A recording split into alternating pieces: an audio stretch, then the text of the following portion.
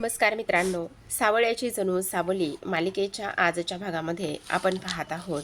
माऊली आता इकडे मुलांना घेऊन पंढरपूरला जाऊन पोहोचलेले असतात. जेव्हा ते पंढरपूरला जाऊन पोहोचतात त्यावेळेला मात्र अबीर आणि ओवी हे दोघेही जण आता त्या विठ्ठलाच्या मंदिराच्या कळसाकडे पाहत असतात आणि अक्षरशः रडायला सुरुवात करत असतात. आता माऊली सांगू लागतात, आता तुम्ही पंढरपूरमध्ये पोहोचला आहेत, पण आता खूप उशीर झालाय. उद्या सकाळी नक्कीच तुमचे दर्शन होतील. शेवटी मुलांनी पंढरपूरमध्ये जाऊन पाऊल ठेवलेला असतो. जसं मुलं इथे पंढरपुरात जाऊन पाऊल ठेवतात तसंच इकडे सारंगच्या शरीराची हालचाल होऊ लागलेली असते. जेव्हा सारंगच्या शरीराची हालचाल होत असते त्यावेळेला मात्र इथे आता नर्स ज्या आहेत त्या नर्स तिथे असलेल्या सुशीलाला सांगतात की हे बघा, तुमच्या पेशंटच्या अवयवांची शरीराची हालचाल व्हायला लागलेली आहे.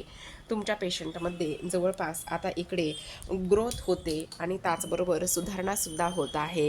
ही आनंदाची बातमी आहे असं सुद्धा इकडे आता त्या सांगू लागलेल्या असतात. मग आता हे सगळं काही ऐकल्यानंतर सुशीला धावतच सावलीकडे जाते आणि सावलीताई म्हणूनच जोराजोरामध्ये ओरडू लागलेली असते. जेव्हा ती जोराजोरामध्ये ओरडते त्यावेळेला सुशीला सावली म्हणत असते, काय झालेलं आहे?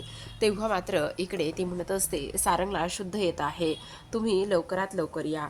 असं म्हणून आता ती तिला धावतच जाऊन आवाज देते आणि तेव्हा सावली सारंगच्या बाजूला येऊन बसलेली असते.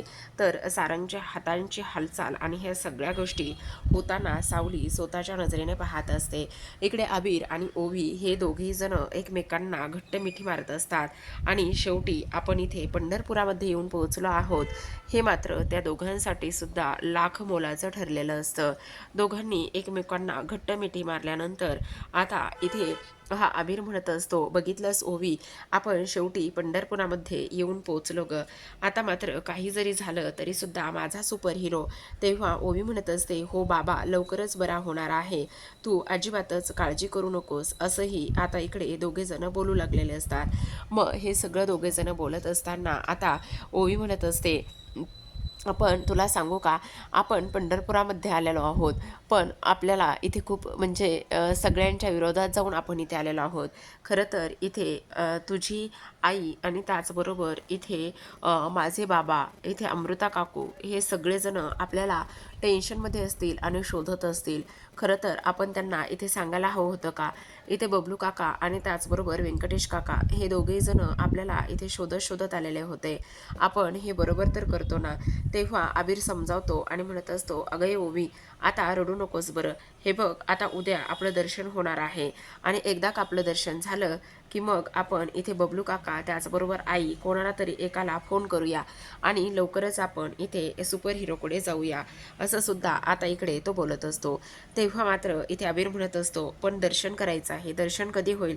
तेव्हा माऊली सांगत असतात, हे बघा, दर्शन तर आत्ता होणं शक्य नाही आहे. दर्शन होण्यासाठी आपल्याला इथे उद्याच्या एका दिवसाची वाट बघावी लागणार आहे. कारण आता मात्र इकडे मंदिर बंद होण्याची वेळ आली आहे. आत्ता मंदिर बंद झालेलं असेल. उद्या पहाटच्या मुहूर्तावरच मी तुम्हाला लवकर उठवेल आणि त्यानंतर इकडे आपलं दर्शन होईल. पण आपण इथे कुठे थांबणार आहोत? तुमच्या कोणी ओळखीचं आहे का? तेव्हा इकडे ते माऊली म्हणत असतात, काळजी नसावी, मी असताना तुम्हाला काळजी करण्याची काय गरज आहे म्हणतो मी. दुसरीकडे आपण पाहतो आता इकडे बबलू आणि त्याचबरोबर व्यंकटेश हे दोघेही जण फार जास्त थकलेले असतात. मग हे दोघेही जण एवढे थकल्यानंतर आता मात्र इकडे ह्या बबलूने जगन्नाथला फोन केलेला असतो आणि जगन्नाथला फोन केल्यानंतर जगन्नाथ म्हणत असतात, काय रे, कुठे आहात तुम्ही? तेव्हा बबलू म्हणत असतो, रस्त्यावर आहोत. मस्करी करतोस माझी? नाही हो, काय सांगू, ह्या व्यंकटेशरावांची गाडी आणि ते सगळं काय सांगायचं. पोरं भेटली का? अहो, तुम्हाला सांगतो ना, पोरांच्या अगदी आम्ही जवळ गेलो होतो, पण पोरं ना इथे तुम्हाला सांगू, ते पंढरपूरला गेले आहेत, ही गोष्ट आम्हाला समजली. त्यावेळेला जगन्नाथ म्हणत असतात, माहिती मला, इथे अबीरने आणि ओवीने सावलीच्या फोनवर फोन केला होता. त्यांना एक महान व्यक्ती भेटली आहे आणि तीच महान व्यक्ती आता इकडे त्यांना पंढरपूरला घेऊन जात आहे. त्यांनी सांगितलेलं आहे की मुलं त्यांना भेटले आहेत म्हणून, त्यामुळे काळजी नसावी. असं सुद्धा आता इकडे ते बोलत असतात. मग आता हे सगळं काही बोलणं झाल्यानंतर इथे जगन्नाथ म्हणत असतात, हे बघ, आता तर तुम्हाला ते सापडणार नाही येतं, कारण आता रात्र झाली. नाही हो जगन्नाथजी, कसे सापडणार आहेत ते? अहो, ते तर आम्हाला चकवा देऊनच निघून गेले म्हणायचं. तेव्हा जगन्नाथ म्हणत असतात, हे बघ ते पंढरपूरला गेलेत आणि पंढरपूरला गेल्यामुळेच ह्या सगळ्या गोष्टी झाल्यात. काळजी करण्याची वगैरे तुम्हाला काही गरज नाही आहे. आता मुलं दर्शन घेतल्याशिवाय परत येणार नाही हे सुद्धा तेवढंच महत्त्वाचं आहे, असं सुद्धा आता इकडे जगन्नाथ बोलत असतात. मग आता इकडे जगन्नाथ हे सगळं काही बोलल्यानंतर आपण पाहतो इकडे लगेचच ही जी काही हे व्यंकटेश आणि त्याचबरोबर बबलू आहे ते दोघेही म्हणत असतात, मग आता आम्ही काय करावं? आता तुम्ही एक काम करा, ती जंगलातून जी काही गाडी आहे ना ती गाडी तुमची बाहेर काढा आणि जंगलातून बाहेर काढल्यानंतर व्यवस्थित तिला दाखवा गॅरेजला वगैरे, आणि त्यानंतर ती दुरुस्त झाल्यानंतर तुम्ही उद्या सकाळी पंढरपूरकडे चालते व्हा.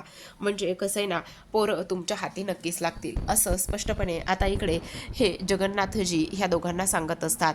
मग आता इकडे बबलू म्हणत असतो, हो नक्कीच. दुसरीकडे आपण पाहतो आता सुशिला आणि सावली ह्या दोघी जणी गणपतीच्या इथे मूर्तीसमोर बसलेल्या असतात.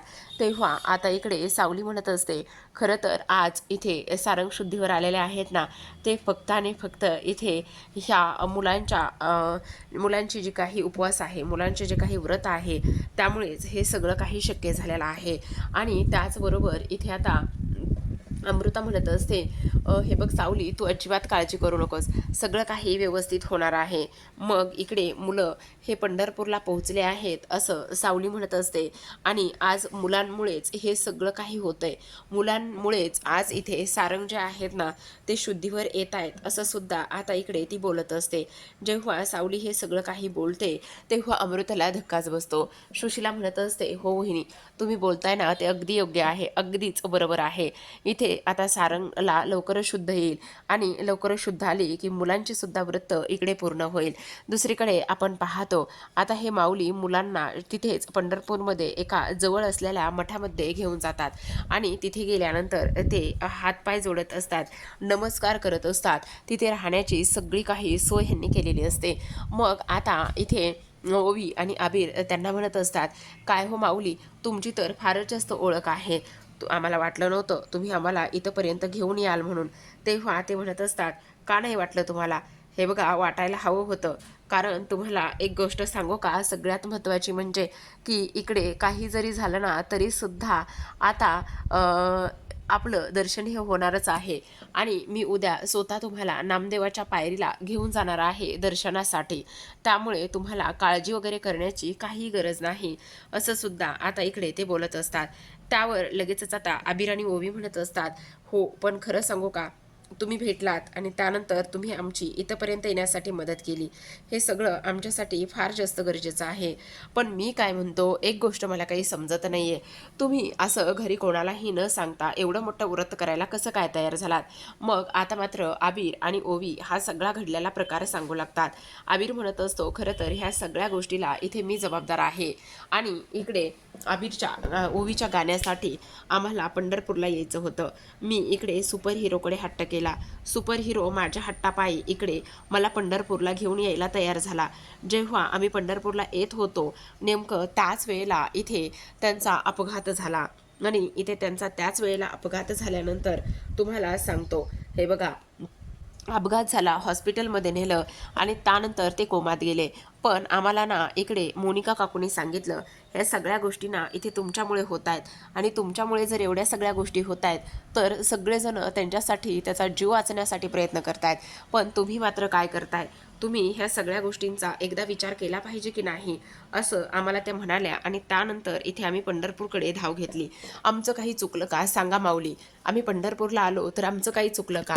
त्यावेळेला आता इकडे ते म्हणत असतात, नाही रे मुलांनो, अजिबातच तुमचं काहीही चुकलेलं नाही आहे. तुम्ही आत्ता हे जे काही धाडस दाखवलंय, ह्या ज्या काही करण्याच्या गोष्टी दाखवल्यात ना, त्यामुळे तुम्हाला काळजी करण्याची नक्कीच गरज नाही आहे. तुमच्या धाडसाला आणि ह्या सगळ्या गोष्टीला खरं सांगू का, खूप मोठा सलाम, असं सुद्धा आता इकडे ते बोलत असतात. आणि तुम्ही अजिबात काळजी करू नका, कारण तुम्हाला एक गोष्ट सांगू, तुमचं उद्या इथे बरोबर पांडुरंगाचं दर्शन होणार आणि तुमची निष्ठा आणि ह्या सगळ्या गोष्टी इथे दिसूनच येत आहात. आणि तेव्हा तिथे एक आजी येतात. आता त्या आजी आल्याबरोबर इथे ही माऊली उठतात आणि त्यांना मदत करण्यासाठी पुढे धावतात. आता हे पुढे धावल्याबरोबर ही छोटी 2 बालके सुद्धा पुढे येतात आणि ती गादी व्यवस्थित करत असतात आणि त्यानंतर त्या आजींना मदत करू लागतात. आता आजींना तिथे बसण्यासाठी मदत केली जाते, त्याचबरोबर कोणी गादी पांगवतं लावतो, कोणी अंथरूण काढतं आणि आजी बसलेल्या असतात. मग आता लगेचच, आजी तू ठीक आहेस ना गं? हो रे बाबा, मी ठीक आहे. मग इकडे ते म्हणत असतात, बरं तुला काही त्रास तर नाही ना? नाही, काहीच त्रास नाही आहे. तुला सांगू, ही 2-2 मुलं आहेत. खरं तर मुलांना तुम्हाला सांगू का, तुमचे आईवडील खूप नशीबवान आणि भाग्याचे आहेत. तुमच्यावर एवढे चांगले आणि त्याचबरोबर एवढे सुंदर असे त्यांनी संस्कार केले आहेत. ह्या सगळ्या गोष्टीमुळे हे सगळं काही दिसून येतंय.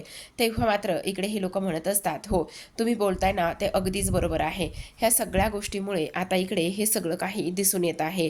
त्याचसोबत आपण पाहतो, आता हे सर्व काही झाल्यानंतर इकडे आबिर म्हणत असतो, पण मला एक गोष्ट समजत नाही, तुम्हाला सगळ्यांचं सगळंच करणं कसं काय जमतं? मग ह्या आजी मात्र मुलांची कडकडून दृष्ट काढत असतात आणि विचारत असतात, हे 2 पोरं कोण आहेत? तेव्हा हे माऊली सांगत असतात, ह्यांना सुद्धा पंढरपूरला जायचंय आणि ह्यांना सुद्धा इथे पंढरपुराचं दर्शन घ्यायचंय, विठुरायाचं दर्शन घ्यायचंय आणि म्हणूनच ते इथे आलेले आहेत. दुसरीकडे आपण पाहतो, आता मात्र इकडे जगन्नाथ म्हणत असतात, आत्ताच इथे ना बबलूचा फोन आला होता. बबलूंची गाडी खराब झाली आहे, त्यामुळे ते अजून तरी पोहोचले नाहीत. पण त्यांना सांगितले, आता गाडी दुरुस्त करून घे आणि त्यानंतर मात्र तुम्ही उद्याच्या उद्या इकडे पंढरपूरला जा म्हणून. मुलांची इथे निष्ठेने आणि काळजी घेणारे एक माऊली भेटलेले आहेत. त्यांना इथे धन्यवाद म्हणून आपल्या पोरांना घेऊन या, असं जगन्नाथ म्हणू लागतात. तेव्हा सावली म्हणत असते, हो बाबा तुम्ही अगदी बरोबर बोलताय. तेव्हा अमृता म्हणत असते, मी काय म्हणते जगन्नाथराव, मला असं वाटतंय की तुम्ही एकदा सारंगला भेटून यावं, त्यांच्याशी बोलावं. त्याचबरोबर तुम्ही जर भेटला तर त्यांना बरं वाटेल. तेव्हा मात्र इथे आता जगन्नाथ म्हणत असतात, अजिबातच नाही, मी सारंगला इथे नाही भेटणार. जोपर्यंत सारंग शुद्धीवर येत नाही, जोपर्यंत मुलं घरी येत नाहीत, तोपर्यंत मी माझ्या जावयाला भेटू शकत नाही. एकदा का इथे माझी मुलं परत आली आणि त्यानंतर मात्र सारंग शुद्धीवर आला की मगच मी त्याला कडकडून मिठी मारणार आहे, असं सुद्धा आता इकडे जगन्नाथराव सांगू लागलेले असतात. मग तेवढ्यातच आता इकडे सावली म्हणत असते, बाबा तुम्ही काळजी करू नका. तुम्हाला गोष्ट सांगू का, इथे आता सारंग जे आहेत ना, ते सारंग लवकरात लवकर बरे होणार आहेत आणि त्याचबरोबर काही जरी झालं तरी सुद्धा इथे मात्र आता आबीर आणि ओवी हे दोघेही जण सुद्धा लवकरात लवकर सुखरूपच परत येणार आहेत, असं सुद्धा ती इथे बोलत असते. तेव्हा जगन्नाथ म्हणत असतात, हो साऊबाळा, अजिबातच तू काळजी करू नकोस. सगळं काही तू म्हणशील आणि तू बोलशील त्याच पद्धतीने सगळं काही होणार आहे, असं सुद्धा शेवटी आता इकडे ते बोलू लागलेले असतात. मग आता हे सर्व काही बोलल्यानंतर इकडे दुसऱ्या दिवशी सकाळची वेळ आलेली असते आणि दुसऱ्या दिवशी सकाळी मात्र इथे आता ह्या माऊलींनी त्या आजींना, त्याचबरोबर इथे आपल्या आबीर आणि ओवी ह्या दोघांना सुद्धा खायला आणलेलं असतं. तेव्हा मात्र इकडे ओवी म्हणत असते, मला एक गोष्ट समजत नाही, तुम्ही मात्र सर्वांसाठी सगळं काही करता, पण तुम्हाला भूक लागत नाही का? तुम्ही ह्या आजींसाठी खाऊ आणला, त्याचबरोबर आमच्यासाठी सुद्धा खाऊ आणला ना. तुम्ही रात्रीपासून काही खाल्लं आहे ना काही खात आहात. मी एक काम करते, मी ना तुमच्यासाठी छान असं काहीतरी खायला घेऊन येते. त्यावेळेला आता इकडे ते म्हणत असतात, अहो ओवी माऊली, तुम्हाला सांगू का, ह्या सगळ्या भक्तांची पोटं भरून आणि ह्या सगळ्या भक्तांना खाल्लं ना, तर इकडे मात्र मला त्यातच आनंद मिळत आहे. तुम्ही माझ्यासाठी ह्या सगळ्या गोष्टी करण्याची काहीही गरज नाही, असं सुद्धा आता इकडे ते बोलत असतात. मग आता हे सर्व काही बोलल्यानंतर आपण पाहतो, इकडे ओवीला आनंद झालेला असतो, कारण आता ते दोघेही जण लवकरात लवकर इथे विठू माऊलीच्या दर्शनाला सुद्धा जाणार असतात. मग आता मात्र इकडे ओवी म्हणत असते, आता आपलं दर्शन छान होईल ना. तेवढ्यातच आता माऊली म्हणत असतात, हो ओवी माऊली, आपलं लवकरात लवकर दर्शन होणार आहे, तुम्हाला मात्र काळजी करण्याची काहीच गरज नाही. दुसरीकडे आपण पाहतो, आता इथे मात्र ही जी काही भैरवी आहे, ती भैरवी वजे आता मोनिकाकडे आलेली असते आणि मोनिकाकडे आल्यानंतर मोनिकाला म्हणत असते, मोनिका माझं खूप महत्त्वाचं काम आहे तुझ्याकडे. मोनिका म्हणत असते, हा बोला ना, काय झाले? तेव्हा मात्र ही भैरवी म्हणत असते, हे बघ मोनिका, काही जरी झालं ना तरी सुद्धा त्या दिवशी जे इंजेक्शन मी आणलं होतं आणि त्याचे जे काही रिपोर्ट्स काढून घेतलेले आहेत, ते रिपोर्ट्स मला इथे पाहिजे आहेत. तेव्हा मोनिका म्हणत असते, एक मिनटं भैरवीजी, तुम्ही मला ह्या सगळ्या गोष्टी करायला नाही सांगू शकत आहे. तेव्हा भैरवी म्हणत असते, का नाही सांगू शकत आहे? तुला ते रिपोर्ट्स भेटलेत ना, मग ते रिपोर्ट्स मला इथे आणून द्यायचे. तेव्हा मोनिका म्हणत असते, तुम्ही मला ही ऑर्डर कशी काय देऊ शकता, तेच काही कळत नाही. मी ह्या असल्या गोष्टी अजिबात मुळीच करणार नाही. नाही. तेव्हा भैरवी म्हणत असते, एक मिनटं. तेव्हा ती म्हणत असते, ते रिपोर्ट जे आहेत ना ते इथे अमृता वहिनीच्या खोलीमध्ये आहेत आणि अमृता वहिनीच्या खोलीमधून ते रिपोर्ट्स आणणं इम्पॉसिबल आहे. त्यावेळेला आता इकडे भैरवी मोनिकाला म्हणत असते, काय गे मला शिकवतेस का हे सगळं? अख्खा त्या अमृताचा नवरा बळकवलायस तू आणि ते रिपोर्ट्स आणून न देणारी तू कोण आहेस? मी सांगते ते गपचूप करायचं, समजलं?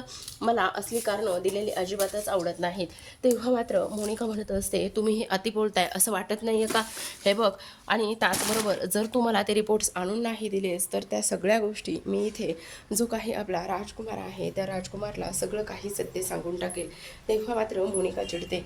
आता मोनिका चिडल्याबरोबर ती म्हणत असते, एक मिनटं भैरवीजी, या सगळ्या गोष्टीमध्ये राजकुमारचा काय संबंध आहे? ह्या सगळ्यामध्ये राजकुमार कुठून आला आणि तुम्ही राजकुमारला ह्या सगळ्या गोष्टीमध्ये का आणि कशामुळे घेतायत? काय संबंध काय आहे? तेव्हा भैरवी म्हणत असते, नाही ना संबंध, मग मी आत्ता तुला जे काही सांगत आहे ना त्या सगळ्या गोष्टी अगदी मी म्हणेल त्याच पद्धतीने करायच्या. मला मात्र इकडे तू एक अक्षर सुद्धा सांगायचं नाही, समजलं? असं भैरवी म्हणत असते. तेव्हा मोनिका चिडते आणि मनामध्ये म्हणत असते, भैरवी तू ह्या मोनिकाला डिवचून खूप मोठी चूक केलीस, हे तुला खूप जास्त महागात पडणार आहे. ह्या सगळ्या गोष्टीचा तुला इथे उत्तर आणि बदला तर मी घेणारच आहे, असं मोनिका म्हणते. आता दुसरीकडे आपण पाहतो इथे सकाळचे जवळपास पहाटची पूजा वगैरे झालेली असते आणि पहाटची पूजा वगैरे झाल्यानंतर आता हे माऊली, अबीर आणि सोबतच ओवी ह्या दोघांना सुद्धा घेऊन निघालेले असतात पंढरपुराकडे.